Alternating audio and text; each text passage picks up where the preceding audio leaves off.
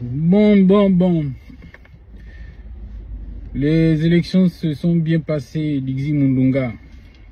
Il y en a qui pleurent. C'est lamentable parce que on a l'impression qu'on a affaire à des enfants au Gabon.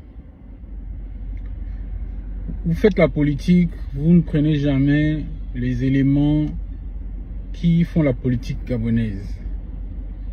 Beaucoup sont allés au dialogue juste pour l'appât du gain, d'autres pour les enveloppes, d'autres ne pouvaient plus voyager, repartir au pays, n'avaient même pas les moyens de repartir au pays. Ils ont pris l'enveloppe, ils sont venus au Gabon, ils nous ont fait du bruit que les choses allaient changer, voilà, c'est fini, on va tourner la page de tout ce qu'on a vécu dans le passé. Et puis soudainement, on revit les mêmes choses, comme dans le passé, même pire. Parce que ce qu'on a vu là, c'est d'une violence politique qui ne dit pas son nom.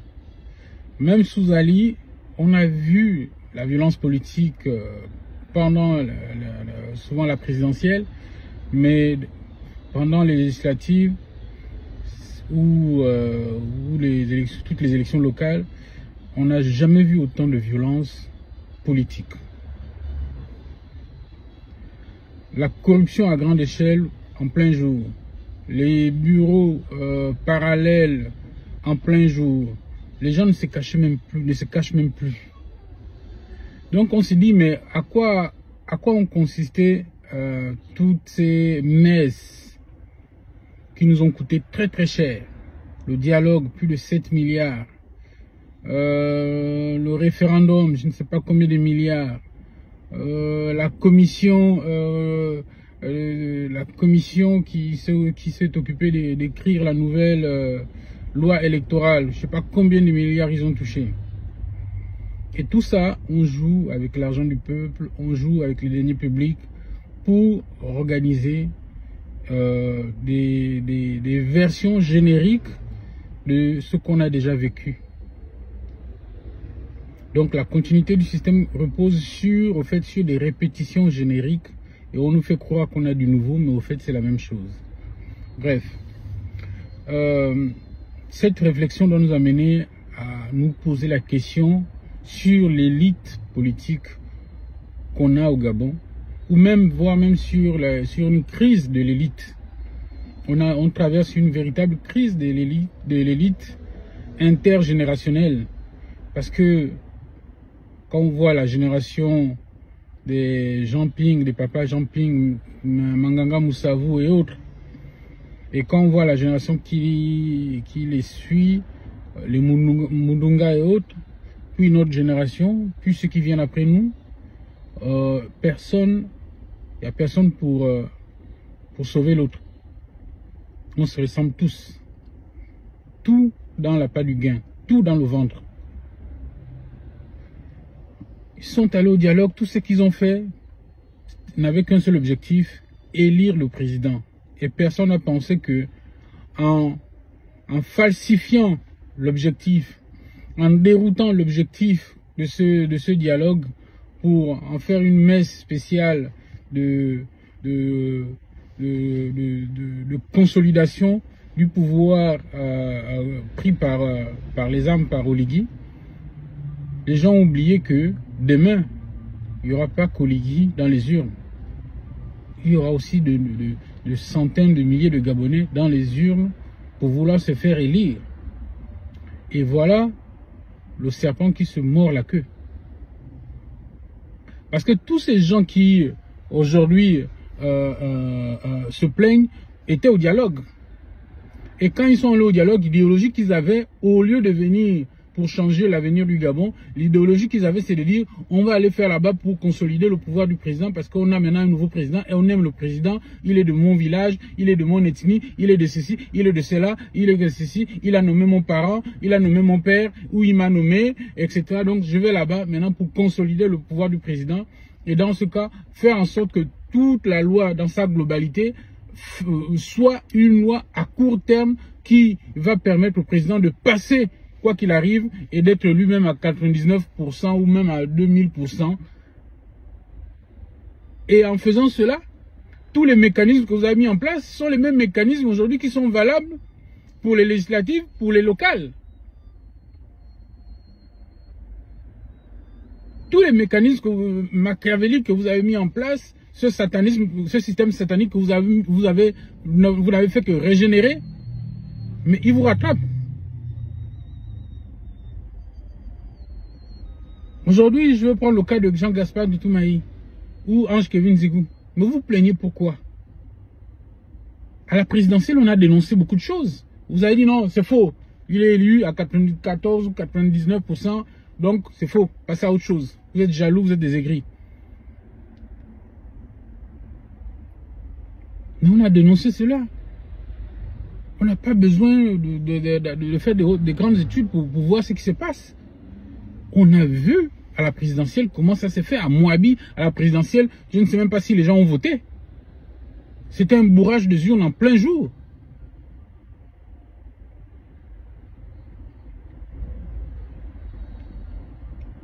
C'est juste Moabi, mais ailleurs c'était pareil.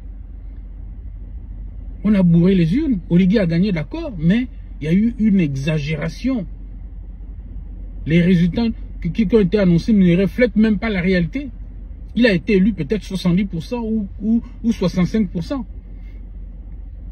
Mais il n'a pas été élu à 94% comme vous le dites. Vous avez gonflé les chiffres.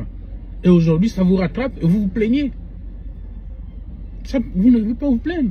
Vous avez fait des législatives en match amical.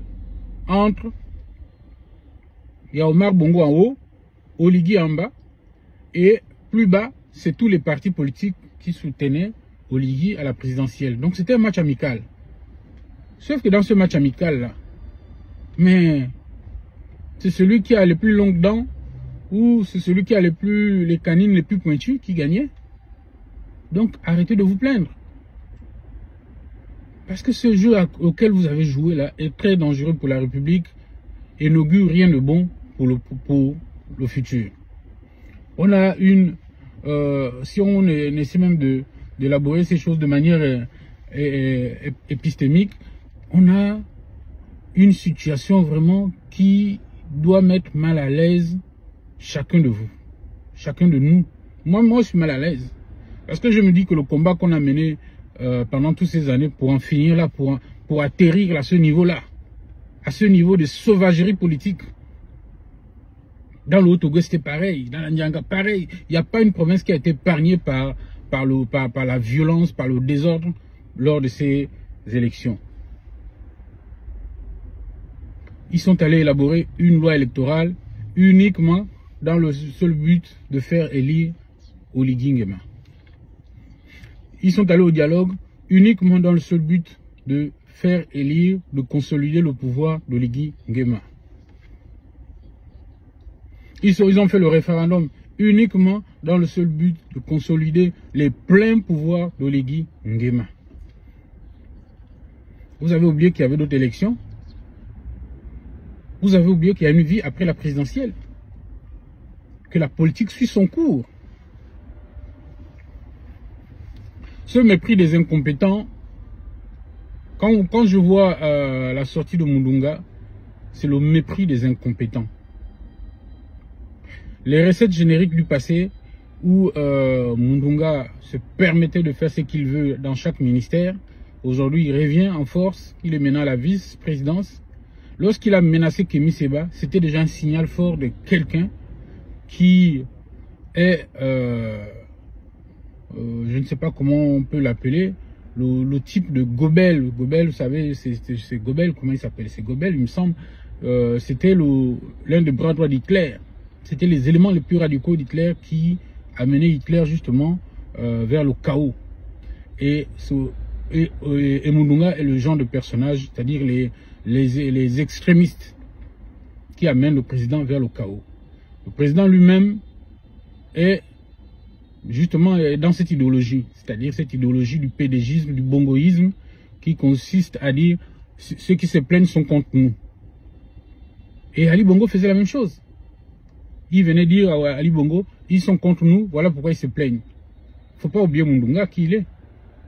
Lorsque les élèves se plaignaient, les Balak Obama qui sont là, on fait la prison à cause de Mundunga. Parce qu'ils se plaignaient de la bourse, tout simplement. Et Mundunga, au lieu d'apporter une solution, qu'est-ce qu'il a fait? Il a envoyé le B2. il a envoyé l'armée mater ces jeunes-là qui ont été humiliés, torturés.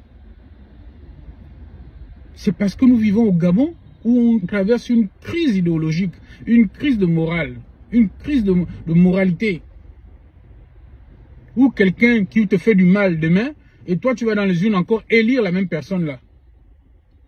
Tu vas à l'hôpital, tu perds un parent parce qu'il manque de médicaments, le ministre de la Santé en question qui n'a pas qu'à détourner l'argent, demain il est candidat à nouveau, tu vas encore élire cette personne-là qui a causé la perte de ton parent. Il y a... Je ne sais pas comment qualifier ce peuple-là. Comment qualifier ce peuple? Ça dit que vous battez pour un peuple même qui est un peuple de moutons. Il faut le dire clairement, c'est un peuple de moutons. Allez dans les urnes élire les PDGistes et les UDBistes ou les UDBistes qui étaient au PDG. Mais vous imaginez dans vos têtes, je ne sais pas qu'est-ce qui ne va pas. Bongo n'est plus là. Qui cause encore les détournements? Qui a encore organisé cette mascarade si vous dites que c'est seulement les Bongo? Nous, on l'a toujours dit, c'est pas, on disait que Bongo était la clé du système. Mais on a toujours dit que c'est le système qu'il fallait combattre. Et le système devait tomber. Et Oligui est venu à sauver ce système-là, l'a régénéré, l'a remis sur les rails.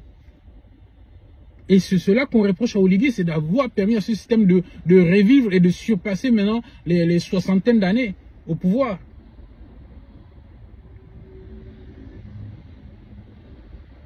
Donc, moi, ma vidéo, c'était pour dire, bon, quand je vois RNS aussi, Raymond Ndongsima, je me dis, mais voilà, c'est la crise des élites.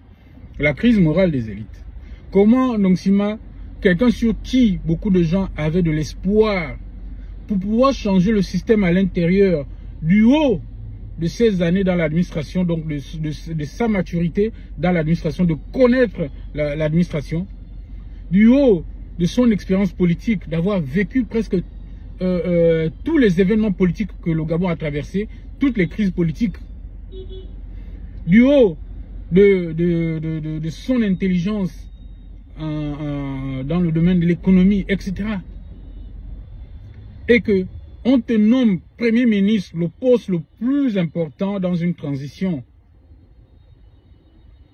Pour que, à ta sortie, tu viennes te plaindre de l'organisation des élections, mais alors que tu étais au centre de tout.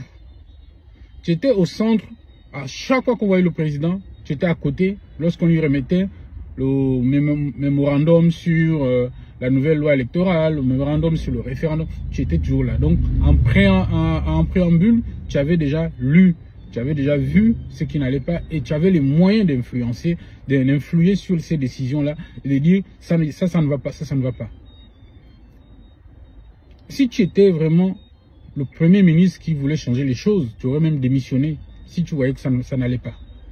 Donc Sima, tu ne peux pas venir ici aujourd'hui nous donner, faire des leçons sur la transparence. Parce qu'à la présidentielle, au référendum, il y avait ce manque de transparence était déjà criard. Et vous avez camouflé cela. Vous n'avez pas fait attention à tous ces détails-là. Ok? Il y a eu le dialogue. Le dialogue n'est pas allé intensément, on n'est pas allé au fond des sujets, au fond des problèmes. Notamment le transport de bœufs votants. Donc la procuration. Ce dispositif devait disparaître au dialogue. Mais vous n'avez pas fait. Parce que vous étiez dans l'objectif de dire, on va élire d'abord le président et puis le reste on verra après.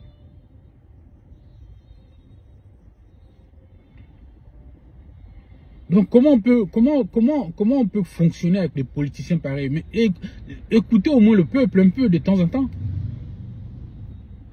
Vous étiez Premier ministre, la clé de voûte de tout changement. Même si c'est le président qui prend les décisions, mais le président était un militaire. Ok? Même s'il est venu avec des idées machiavéliques. Mais vous étiez un aîné, un sage, capable de dire, Monsieur le Président, ici on ne peut pas aller.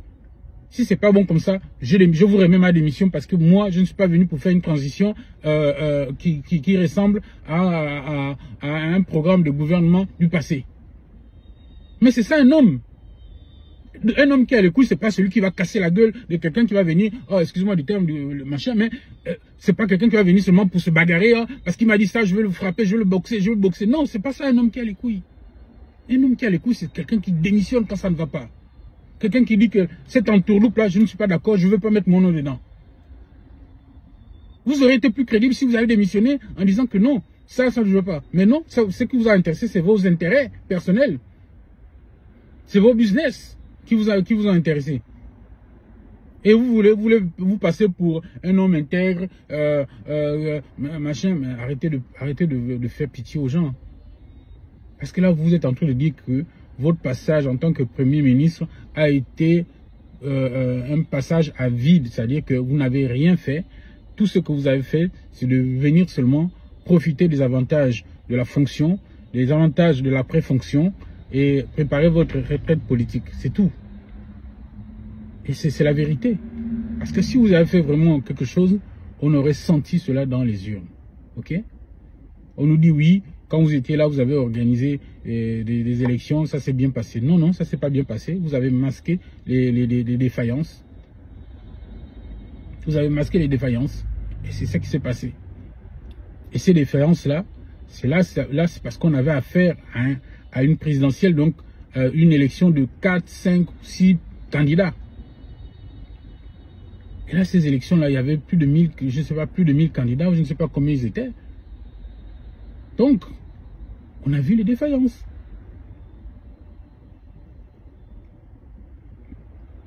Donc, monsieur Sima, arrêtez votre comédie. Arrêtez votre comédie, c'est pas bon. Soyez cohérent. Soyez cohérent. Vous ne pouvez pas, vous êtes la première personne qui ne peut pas venir se plaindre. Il est interdit pour vous de vous plaindre. Parce que vous étiez Premier ministre de la transition. Le chef de l'administration, c'était vous.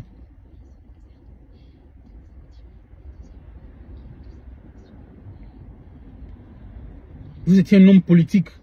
En tant que Premier ministre, on n'a pas pris un technocrate qui ne connaissait rien de la politique. Non, vous êtes un politicien avisé, chevronné. On vous a mis à ce poste-là avec une triple casquette d'économiste, de politicien et d'administrateur.